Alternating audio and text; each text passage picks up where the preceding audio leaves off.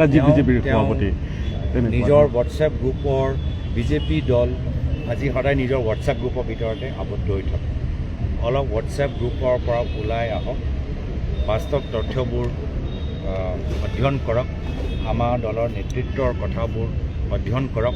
BJP WhatsApp গ্ৰুপৰ ভিতৰতো তেওঁৰ বিভিন্ন সময়ত অপপ্ৰচাৰ আজি তেওঁ ৰাইজৰ মাজত প্ৰচলিত কৰে। আৰু দুখৰ কথা কি তেওঁ বিজেপি দল আজিৰ তাৰিখত তেওঁ আজি অপপ্ৰচাৰৰ ওপৰত নিৰ্ভৰ, অপপ্ৰচাৰটোৱে সঁচা তেওঁ ভাবে।